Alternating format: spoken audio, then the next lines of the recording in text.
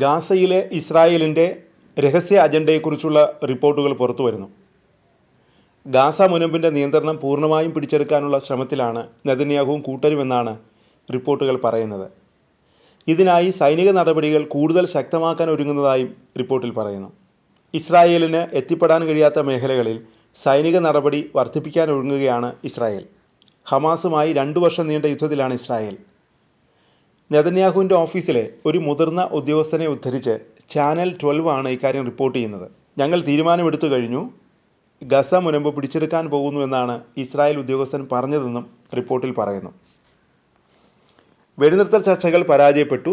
സംഘർഷത്തിൻ്റെ ആദ്യ നാളുകൾ മുതൽ ഹമാസ് കൈവശം വച്ചിരിക്കുന്ന ബന്ദികളെ മോചിപ്പിക്കുന്ന കാര്യത്തിലും അനിശ്ചിതത്വം തുടരുന്നു. ഇത് ഇസ്രായേൽ നേതൃത്വത്തിന് വലിയ ഭിന്നതയുണ്ടാക്കുന്നുണ്ട്. ഗസ പൂർണ്ണമായും പിടിച്ചടക്കാനുള്ള തീരുമാനത്തിന് കാരണം ഇതാണ്. ഗസയെ പൂർണ്ണമായും കീഴടക്കാതെ ഹമാസ് ബന്ദികളെ മോചിപ്പിക്കില്ല. ഇപ്പോൾ എന്തെങ്കിലും ചെയ്തില്ലെങ്കിൽ ബന്ദികൾ പട്ടിണി കിടന്ന് മരിക്കും. ഒപ്പം ഗാസ ഹമാസിൻ്റെ നിയന്ത്രണത്തിൽ തന്നെ തുടരും, റിപ്പോർട്ടിൽ പറയുന്നു. നീണ്ടു നിൽക്കുന്ന യുദ്ധത്തിൽ ഒരു വഴിത്തിരിവ് ഉണ്ടാകുമെന്നും റിപ്പോർട്ടിൽ പറയുന്നുണ്ട്. ടൈംസ് ഓഫ് ഇസ്രായേലിൻ്റെ റിപ്പോർട്ട് പ്രകാരം നെതന്യാഹു തൻ്റെ ലക്ഷ്യങ്ങൾ വിവരിക്കുമ്പോൾ ഗാസ അധിനിവേശം എന്ന പദമാണ് സ്വകാര്യമായി ഉപയോഗിക്കാറുള്ളത്. നെതന്യാഹു മന്ത്രിസഭയിലെ മന്ത്രിമാർ ഇക്കാര്യം സ്ഥിരീകരിച്ചിട്ടുണ്ടെന്നും റിപ്പോർട്ടിൽ പറയുന്നുണ്ട്. ജനസാന്ദ്രതയുള്ള ഗസയിലെ മേഖലകളിലേക്ക് പ്രവേശിക്കാൻ ഇസ്രായേൽ ഒരുങ്ങുന്നതായും റിപ്പോർട്ടുകൾ പറയുന്നു. പ്രമുഖ മാധ്യമമായ വൈനെറ്റും ഒരു മുതിർന്ന ഉദ്യോഗസ്ഥനെ ഉദ്ധരിച്ച് ഇക്കാര്യം റിപ്പോർട്ട് ചെയ്യുന്നുണ്ട്. ഞങ്ങൾ ഗാസ മുനമ്പ് പൂർണ്ണമായും പിടിച്ചെടുക്കാൻ പോകുന്നു. വൈനെറ്റിൻ്റെ റിപ്പോർട്ടിൽ പറയുന്നത് ഇങ്ങനെയാണ്. നിലവിൽ ഇസ്രായേൽ പ്രതിരോധ സേന ഗാസയുടെ 75% പ്രദേശവും നിയന്ത്രിക്കുന്നു. പുതിയ പദ്ധതി അനുസരിച്ച് ഇസ്രായേൽ സൈന്യം ബന്ദികളെ തടവിലാക്കിയിരിക്കുന്ന മേഖലകൾ ഉൾപ്പെടെ ശേഷിക്കുന്ന എല്ലാ പ്രദേശങ്ങളിലും പ്രവേശിക്കും. എന്നാൽ ഇസ്രായേലിൻ്റെ പുതിയ നീക്കത്തിൽ ആശങ്കയും ഉയരുന്നുണ്ട്.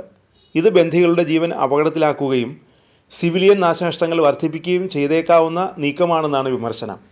എന്നാൽ പുതിയ നീക്കത്തിൽ ഇസ്രായേൽ നേതൃത്വത്തിനുള്ളിൽ തന്നെ ഭിന്നതകളുണ്ടെന്ന് ടൈംസ് ഓഫ് ഇസ്രായേലിൻ്റെ റിപ്പോർട്ടിൽ പറയുന്നു.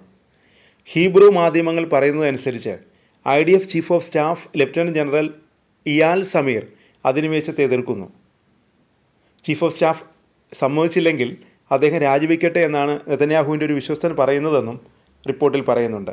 ചർച്ചകൾ പുരോഗമിക്കുകയാണെന്ന് പറയുമ്പോഴും ഇരുപക്ഷവും ഇപ്പോൾ നയതന്ത്ര മാർഗങ്ങൾ ഉപേക്ഷിച്ച മട്ടാണ്. നെതന്യാഹുവിൻ്റെ പദ്ധതി അംഗീകരിക്കപ്പെട്ടാൽ ഗാസയിലെ 2 ദശലക്ഷത്തിലധികം വരുന്ന ജനതയ്ക്കും പ്രദേശത്തിനും വലിയ പ്രത്യാഘാതങ്ങളുണ്ടാക്കും. പ്രത്യേകിച്ച് ജനസാന്ദ്രതയുള്ള നഗരപ്രദേശങ്ങളിൽ തുടർച്ചയായി പോരാട്ടം നടത്തുന്നത് വലിയ മനുഷ്യക്കുരുതിക്ക് കാരണമാകും.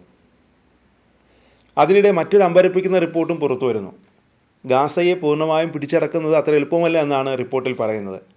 അതിന് ശ്രമിച്ചാൽ IDF വലിയ വില നൽകേണ്ടി വരുമെന്ന് സൈനിക ഉദ്യോഗസ്ഥർ മുന്നറിയിപ്പ് നൽകിയിരിക്കുന്നു.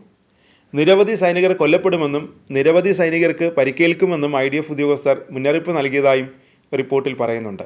ക്യാൻ പബ്ലിക് ബ്രോഡ്കാസ്റ്റിൻ്റെ റിപ്പോർട്ടിലാണ് ഇക്കാര്യം പറയുന്നത്.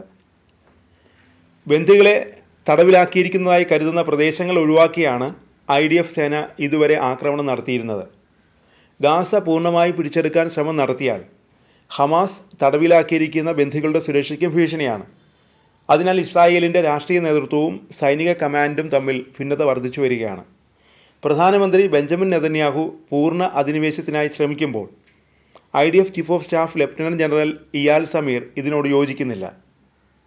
നെതന്യാഹു സമീറിൻ്റെ മുന്നറിയിപ്പ് നിരസിച്ചതായും അധിനിവേശത്തിനുള്ള തയ്യാറെടുപ്പുകൾക്ക് ഉത്തരവിട്ടതായും റിപ്പോർട്ടുണ്ട്.